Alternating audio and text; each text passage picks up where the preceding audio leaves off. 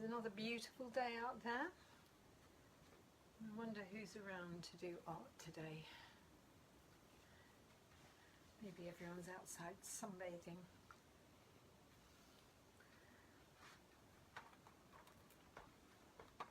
Nobody there? Oh, Morwenna. Hello, Morwenna. Nice to see you. And who else have we got there? Oh, somebody else has popped up. That's good. I can't believe how lovely the weather's been. We've had spectacular weather. Who else have we got there? Oh, hello, Emily. Nice to see you. And who else? My spotty mag rules the day again.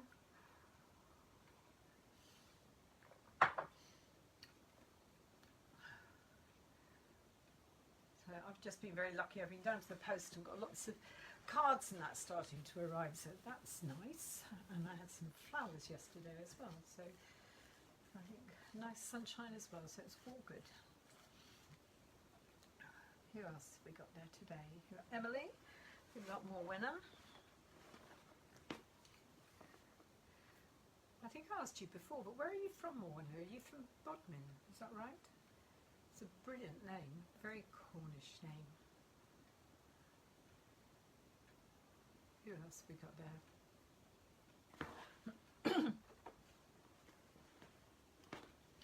We've got a few minutes, so for anybody new to all this, I never start until past.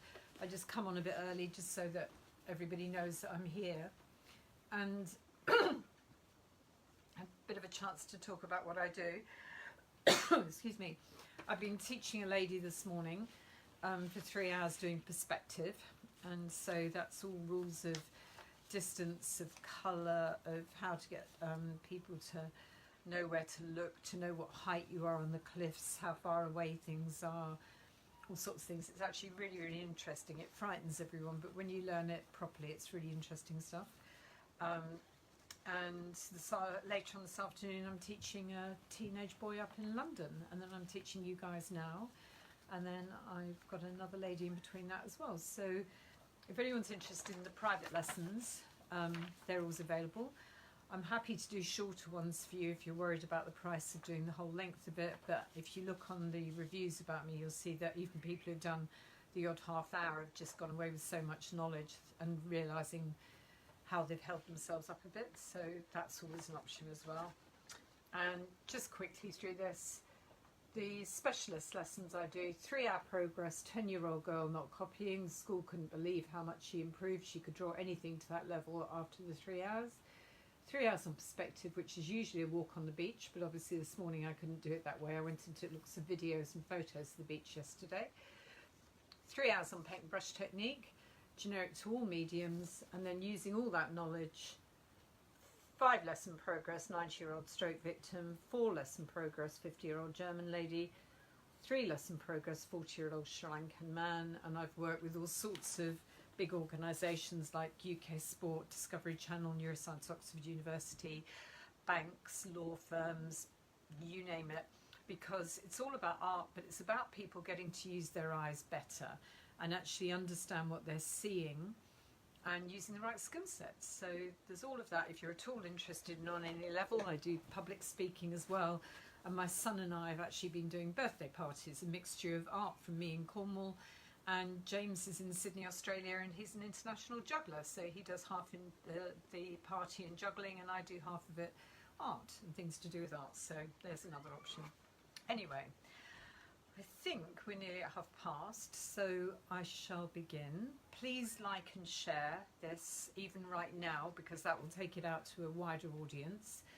And also, please do either contribute something to the National Health, because that's why I'm doing this. It was my way of saying thank you to the National Health. And also, if you want to do something specifically for me, book a lesson if you like, of course.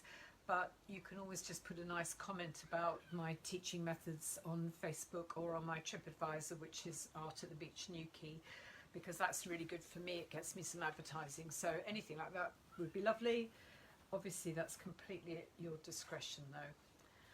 So today what we're going to do is something which is a sort of a throwback to some of the other lessons, but it's also different as well, which is, I think it's quite nice to make yourself think about a picture more than just doing it sometimes. It's very easy to just rattle off a picture very, very quickly and think, that's that, and give up with it.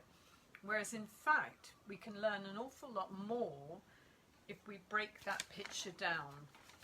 So today, the picture I'm going to demonstrate with is this, because I've been using this photograph to do, this painting, which you may have seen me putting up. So here's my painting of it. So this is what I've been doing, and you can see the size of it by the size of my hand. This is what I've been doing the last few days. And let me pull it across and hopefully you can see the whole thing.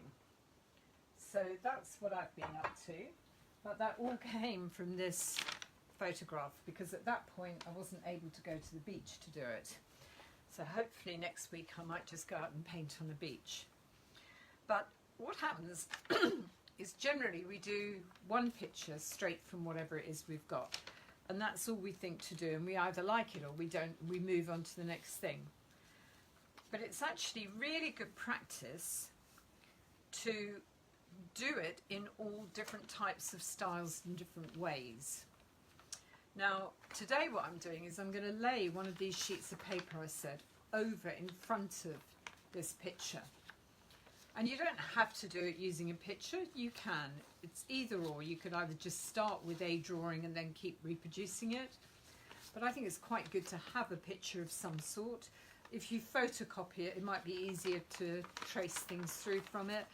But again, these are all options. Now, I'm going to actually use a pen again. It's not the best thing to use. I should use a pencil, but I want you to see what I'm doing. So what I'm going to do now is turn you round to my light box. And I hope I don't buzz your eyes too much with it. But there we go. And if I put this onto the light box, which you could do as a window, I can now trace in pencil, very lightly preferably, but I'm going to do this very darkly in pencil, the main key elements of my picture. Now, you don't have to do a seascape. The only reason we're doing this is, quite honestly, it was the first picture I found that I had laying around, because it was sitting next to the picture, because it's all I've had to use to do the painting from. So I'm just going to quickly outline here the sand, and I'm going to outline a few of these rocks. Now, if I wanted to be very exact, I could spend a long time doing this. I could have drawn this picture from something I like as well, like the teddy bear pictures that we did a few weeks ago. You could just make up a picture to use. So you don't have to trace one off. It's just, for some people, maybe it's another way of thinking of doing it. So I've done the general shapes here in dark so that you can see what I'm doing. And now I'm going to spin you back towards me and the other board. Now, this picture here would normally have been in pencil at this stage, but we've gone from an actual photograph to a layout of where these main areas are. Now, this actually could be picture one if I did it in, say, black felt pen like that, because that is just a line description of what I saw. And I haven't put every last rock in it because I was going fast, because I didn't want to use up your time. But I've explained before, if you use that system, I'm using my light box, but if you used your window, you can do something similar. So I'm going to put in the rock here that I missed just quickly. There we go. And there's a few other rocks here that I missed as well, but I'll just put those in a little bit. But you get the idea of the picture. So my very first picture I could do in this series of sort of 8, 9, 10, whatever you do, could just be that, because that is describing the view. But what you could do after you've done that one, and I unfortunately am probably going to have to do it all on this one sheet of paper just for time. But what I might do for the next one would be to say, okay, I've done it just as line. So my first one, let's write it down here so you remember what we've done. My writing will be backwards for you, I won't do that. Will be line. The second one, if you remember a while ago, we did something about cross-hatching and tone. Now, if you look at this time round, this bit down here is much darker. So if we now use the cross-hatching idea, which was using 45-degree angles of shading, I could be shading this area using lots of little lines, a bit darker back there. And then I might do a couple of little dark bits on here because there are on that hill, using my 45-degree shading again. And my pen has decided it doesn't want to be a pen anymore, so I'm going to do these ones just quickly. I'm going to darken this bit up here a bit so it matches. And then this one is considerably lighter. So if I did anything to it, I would do it much softer and probably in a softer pencil. And in this one, it would have been better not to have outlined it in black, but the outlines are helping you see where I am, so I'm not suggesting you should keep them. This one here is very, very dark. So again, I could cross-hatch in that very dark rock there. And then this bit here is also very dark. And if you remember, it looks like nothing's going to work. Hang on, let's try this one. So this one then to come, if I now darken that bit in there on that rock, and this one's quite dark on this side.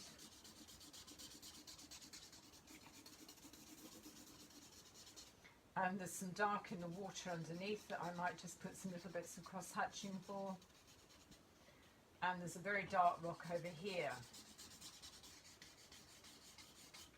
So this one, I could be building up with shadows and light using cross-hatching. So in this one, the sea's a bit grey, and you could be using slightly different colours. So I could be doing some very light cross-hatching here, just to make that bit of the sea go back, and maybe have it a bit more open here to let this bit of water come forward. And you can see how we can build up the picture. Now, if you're just turning on, don't outline in black always. That was the first drawing, was the line drawing. But I'm only leaving it lined so you can see, because from a distance you're not necessarily going to see what I'm doing. So that might be picture number 1 and number 2.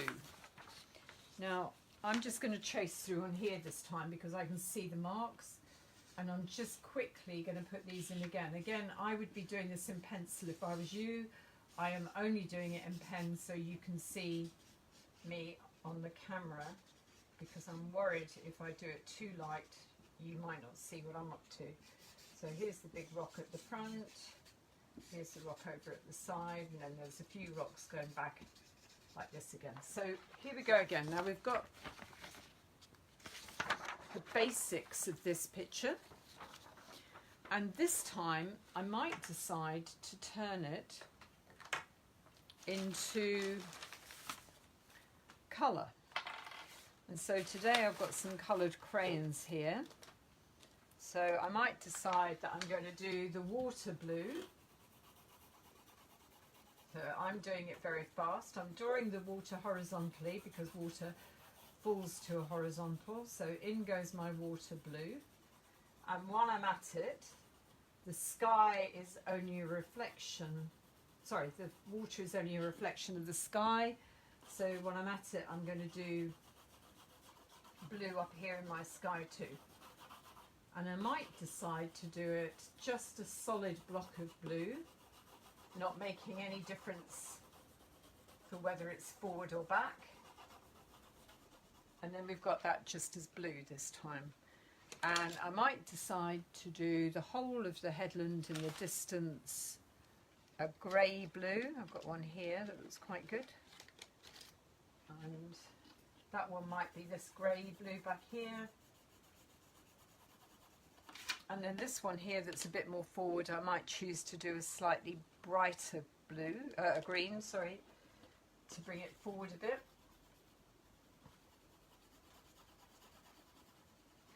And then this bit here has also got the shadows at the bottom, so I might use brown to do that. And I might just do this in big, bold areas of the general colour that the thing is. So that's kind of brown here for the shadows. And then this rock here maybe can have some brown on it. And this one back here, some bits of brown on it as well. And then coming forward, I need one that's more like a black. So something very, very dark. Let's go with this one. This one looks darker to me. And I can actually put the very dark there. This bit here is very dark. This bit along the front of this rock is very dark. And I could build it into just colours. Now at the moment, this one's come out purple. I thought it was black, so that's a bit of a worry, but there we go. You can see that I'm just breaking it down into basic areas of colour. And you could almost do it like a jigsaw puzzle, even with the black outlines, and just do flat colours. When you've done that one,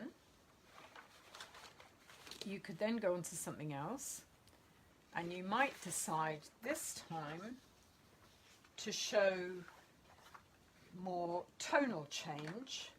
So again, I'm just going to quickly mark these in so the picture's roughly the same each time. You can be a lot more accurate, but don't do dark, heavy felt pen lines. As I keep saying, I'm only doing that just so you can actually see what I'm doing, because I'm worried if I draw too faintly, you're not going to see on the camera. But there's the view again, roughly. And this time, I might be more clever with my colours. I could maybe go into paint even, and I might use the stronger colours forward and let them diminish a bit and dissipate as they go back. So anything really strong will come forward at you. The same here with the water. So stronger here, and as I go back, less and less and less. Then if I went into some of the yellowy colours for the beach, I could have the stronger version here and then let it fade back into the distance. The same with the greens for the headland.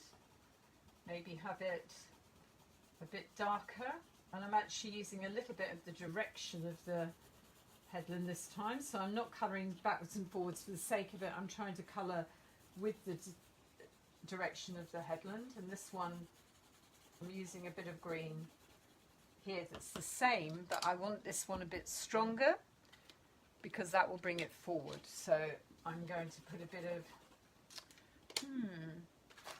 I don't like the colour of that green. I'm going to put a bit of this green, which is a much brighter green, on this headland, and that helps it look like it's coming forward. Then we need the shadows underneath it again. So what can I use for the shadows? Maybe this one. No, that's better than what I used before. So that's like all the caves and nooks and crannies, or crooks and grannies, or whatever. Considering I'm a granny, I should be careful with those kind of things. And then here, this is getting even stronger as we're coming forward a bit. And we've got shading on the front of the rock, and I'm doing it a bit jaggedy because the rock's a bit jaggedy. And so we go on, and this rock here. And this time I might even get quite clever and put a little bit of reflection in from some of these rocks into the water underneath, and build up a more three-dimensional coloured picture. And basically you could just keep working different things. So the first time we purely did outline. The second time we just did massive blocks of colour. Then we started trying to get maybe more tonal change with the colours. Then we started worrying a bit about the reflections. You could do one that was purely that you chose something to be black or white, and they were your only two options, and then decide this is going to be black, that bit there's going to be white, and maybe the water's grey in between. Maybe you've got three tones. So basically you keep working your way through, looking at maybe only light, only line, only form, only structure. You can work your way through. So I think Emily's asking what could she draw, she hasn't got a picture. You honestly can draw anything. I was just saying a picture's an option, but you could draw the teddy bear that we did the other day when you broke it into pieces, but you could do it one time as only structure. So if I now just quickly do the teddy bear for a minute, then I'm going to backtrack to what I was just doing again. I don't want the permanent one. What have I done? I've got all these different markers around me. The whiteboard one. So when we did the teddy bear thing, we did the circle for its head, then we did the body, and we looked at each shape of it. Then we looked at the muzzle, which was like an oval, the nose, which was like a piece of Toblerone. Then we put the little curly bits for its mouth. We had like two arches for its eyes, and we could do the light in the corner of his eyes like that, and the light in the corner of his eyes like that. And we've got the general teddy bear ears, like a bridge again, but with another bridge inside it. And then we did his arms, and they came out from roughly here. So we had an arm, and then maybe looking straight down his leg as if he's sitting down, and sitting down, and then we can actually put the toes on him there so we know that's the end of his feet. And I draw quite roughly to begin with, like this. My pictures don't have to be perfect at the beginning. I do what's called finesse them, which is where I was talking about detail in the title of this program. So we've now got this scrappy mess of a picture, but if we then started to just tidy it up a bit, you could use that teddy bear and do him only as line, only as tone, only as colour, or you could just take a picture out of a magazine or something, or a photograph, and then just photocopy it. But the idea is to keep using one picture and keep doing it in as many different ways as you can. Could be that you had a bowl of flowers or a bowl of fruit and you draw it once only as a continuous line maybe. The second time only as cross-hatching. The third time maybe only as black and white. The fourth time only as blocks of colour. Really and truly it's up to you what you break it down to. But the whole idea is to get you to look beyond just seeing the obvious. So say even with my mug, you could do it once as a clear line drawing, you could then want to do it to do with colour, you could then break it down into different shapes and work through all these different component parts of your picture. So if you did this, then you could break up the edges of the teddy bear to be fluffy, which we talked about before, and then you could use him as your beginning. So when he's a line drawing, he might be hard and edgy, but when he becomes more like a proper drawing, then he might get softer and fluffier. Now, just for a moment, I'm going to go back and then back again, and that's only because Emily asked me in the middle, and if I can interact with you all, I like to. Now I've lost my board rubber. Sometimes I seem to have days of dropping everything. Today it's a day of losing everything, but there we go. So if I wipe him off again for a moment. Now the nice thing about doing this picture thing that I'm talking about is that what you can do, and I do this sometimes, is this might ultimately be the picture that you want to draw. But on your route to it, we've drawn the line version of it. So this is the mini line version of it with the rocks and things going on down here. Then here you might have put one that was the tonal change one using the cross-hatching. So this one's got all the cross-hatching on it. Then another one here somewhere might be the one that was only colour. And then you might do another one that is only black and white. So it's either black or white, or maybe you give yourself black, white or grey. You might give yourself one that had the changes of colour, whether it was forward or back. You might then do another one which was like pointillism. That's when you draw everything with dots of colour. And you can work your way through a whole series of maybe one that only shows the shadows. So in that case, we'd have the shadow on that headland here, and we'd have the shadow on the bottom of the headland over there, and the shadow on the rock here, and the shadows on the rock there. Maybe that's all that picture does, is show shadows. And this one here maybe only shows one other thing. And if you're not so sure of your drawing, you could actually trace yourself a pencil line to begin with each time, just so you know roughly where everything is. But the beauty of doing this, particularly if anyone amongst you is doing an exam or anything, is it makes you analyse all the component parts of your picture, all the different elements that make it special. Like I was demonstrating in my lesson this morning and took a photo of a meal I cooked yesterday, which is almost irrelevant, but it's showing you how different it looks either in colour or black and white. And when you look at the black and white, it lets you see the shadows and light a lot more, whereas this one you get more involved in the colour. And it forces you to look beyond your expectations. When you've done the series of all the different kind of works based on this picture, then what you could do is use all this knowledge you've got about the general shapes of things, the colours, the textures. Maybe one of these pictures is only about texture. And then when you put all those things together, with any luck, you'll end up with a painting that's something along the lines of something like this, like the one I've done. Because before I did that, I looked at all of those elements. I didn't just rush in. One of the ones I did was just looking at which way the water was flowing. Because all those things are important, and it's often very easy to just start using blue or something without thinking what shade of blue, how much shadow is there, or anything else. So part one of today was this idea here. Quite a fun thing to do is, if you do a series of these pictures as well, is actually to stack them all up, and in fact they should all line up with each other if you've traced it, and then place the whole lot in a stack against your light box. And if I hold them like that, you'll see that you can see through to all the different layers of working then. So not only are you seeing the one picture, but you're seeing all of my works leading up to that picture as well.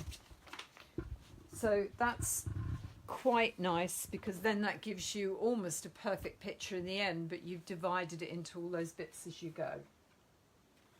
So I'm going to rub that one off now, but that's something to keep in mind. If we go back to the other option, which is really backtracking to what we just did just now, Emily, with the teddy bear. The other way you can use this technique of using a number of sheets of paper, one is to divide your picture down into all its core elements, we would say. The other one is to do this, which we have done something similar before, but just to rerun it as we have time, is this, would be to draw your teddy bear. So hopefully you can all see this. Here he is. And I'm drawing him quite badly to begin with, because it doesn't honestly matter at this stage, because this isn't going to be my final picture. I'm going to put the pads on the end of his hands, and I'm going to sit him down because it's going to be quicker for me. And I'm going to give him 3 toes here and 3 toes here. I don't know how many toes teddy bears have. We'll have to have a look at one. But we've got the 2 images. Now at the moment, this picture is pretty bad, I think we would all agree. And even I would say, I agree, it's pretty bad. And I'm going to make his head a bit bigger, because I've changed my mind about that. There goes his nose, his triangle bit here, his mouth, his eyes, his ears. He looks like he's wearing a baby grow. That wasn't on purpose. But there's my teddy bear, done very badly and very quickly, which is fine. Because what I can do with him, and it's similar to the other idea, but it's for a slightly different reason, this is to improve him now. Now, if you hold it against your light box, I can see through this paper well enough. I can now start picking out only the lines that I actually really liked, so I can ignore, I don't have to rub anything out, because most children, particularly at school, are all very keen to rub things out. This way I don't need to rub anything out, I only draw in the bits that I want, and then here I'm going to join him together. So I'm coming round his chin, straight out to his arms, straight round his paw, into his body and down, and then I'm going to put his paw pad on there, round his ear, over his head, round his ear, round his head, out to his arm, into his tummy, paw, chin, muzzle or nuzzle or whatever, nose, mouth, eyes. And I've only traced the bits I like, so I've had to rub out nothing, I've just ignored the bits I didn't like. And you can see that we've gone from that mess, which had lots of wrong things, onto that, which is a lot better, but it's still not right. So now what I'm going to do is use my improved version, and I think he could do with a bow tie, and I think his feet look a bit like, I don't know, a Yeti's feet, so I need to do something about his feet. So instead of rubbing anything out again, I'm going to change him again by only picking out the bits I like and adapting the bits I'm not so keen on. So I'm going to give him back his ears, there we go. I'm going to give him back his eyes, because I don't have a problem with those. If I did, I could change them completely, but I'm all right with the eyes, so we'll stick with those.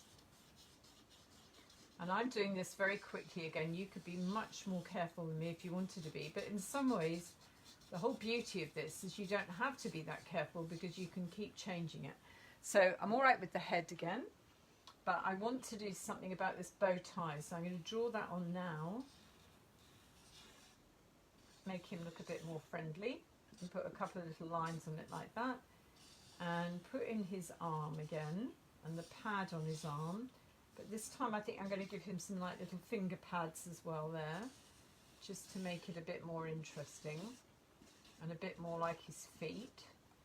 But I think I'm going to make his feet a bit rounder and not give them such clear toes. So I might put a little line where his toes are and the pads again, but I don't think I'm going to give him such big funny toes, because I didn't think I liked those. And in fact I don't like those lines. So on this one, I'm not even going to put those in. I'm just going to put the pads on like that. And I think I prefer that one. So he's got a little bit better again.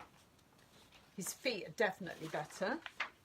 And then what I can do is trace it off again. Now, when I used to do posters for schools and things, when I taught in schools, long before we had lots of photocopiers and all this whiz tech stuff you can do on computers, this was how I would design a poster. I would do it bit by bit with the writing and everything until I finally found a version of it that I really liked, and I would keep adapting it. Now, because of the time, I'm going to go straight onto the final version of this one now. And so it's a similar idea of not thinking that one picture is it, thinking how can I play with different parts of it. So this time I want to make him hairy. So I'm not even going to draw the line. I'm going to go straight into giving him a hairy face like this and hairy ears, so that he looks a lot more fluffy and a lot more friendly than having a hard line around him just because I feel like drawing one. And by doing that, we've now got a fluffy edge to him. And then his inner ear here, maybe I might leave that harder, because maybe that's a sewing line, and I'm going to leave his eye harder and the centre of his eye harder, so they've got hard lines still, because that's all right, because that's going to help make this stand out. But his nose is going to be fluffy again and hairy, so we're going around with a hairy nose. That sounds a bit funny. A shiny piece of toe bone here for his nose. And I'm going to leave a little white highlight on it this time, like I did on his eyes, just to make that look a little bit more exciting like that. a bit of a mouth. Right, now we've got his bow tie, which is going to have hard lines because it's a harder object. And we're going to have the folds in it like that. But his teddy bear arms are going to be hairy again. His pad is going to be more solid, and his finger pads like that. And the same over here, hairy arm, clear pad. Hairy foot,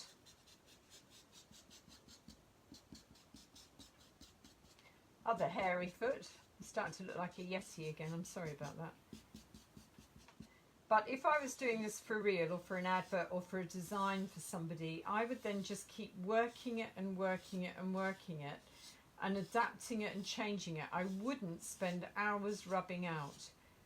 I always see rubbing out as sort of destroying something rather than creating it. So either which way, you can see that in this one we started with a really bad scrappy picture, but we didn't rub anything out or worry about it.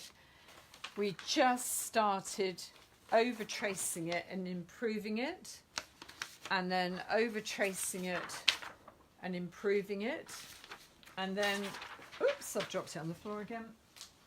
Over tracing it and improving it, and then maybe I could even go into colour and start improving it. The other option today was to take a photograph or a drawing that you fancy doing. It could be a bunch of flowers just in front of you and you could just keep drawing it, but draw it once. And the first one we did, if you remember, was just a linear description. That means just an outline picture. And then I started doing different variations of it in different ways, worrying in this one about shadows and reflections. In this one I was worrying more about flat colours. In this one I was worrying about cross-hatching and shade. And so it went on. And the idea with that was to do a selection of pictures and then ultimately use all that information and knowledge to create one picture, hopefully along the lines of something like this one here that I've done. And with that, that's how I always do it. I analyse all the different parts of it and I decide how I'm going to go about the water, how I'm going to go about different things. And in fact, I've shown you this one before, but it just happens to be near me. That was how I went about this as well. I built it up from greys and whites and then kept working forward. And it could still do with a bit more strength and brightness and things around here to bring you to the children. So anyway, both of those are for sale if anyone's interested, and as are my lessons, and I am happy to do like 10-minute clinics, half-hour clinics, or the full 9-hour course. There's a lady watching at this very moment who will guarantee us, I think there's about 3 or 4 of you that have done the whole course. I give over and above my time when I'm doing the lesson. If you get stuck afterwards, I'm immediately there to help. I don't charge you for those things. I do charge you if we're going to have a proper lesson together. But when you've done that 9 hours, I want to make sure you've fully understood it all. So don't be frightened. You can try me out, as I said, just for 10 minutes, half an hour, just to see. But you'll be surprised how much you learn and how quickly. Anyway, I will be back on Sunday this week. And then I'm probably, well, I might have to change things around a few times because I'm starting to get quite a lot of bookings now. So for the moment, I will see you on Sunday. Anyway, take care. Lovely to see you all. And thank you for the odd birthday wishes I've already had from people for tomorrow. So thank you for that. And I look forward to seeing you all on Sunday. Bye.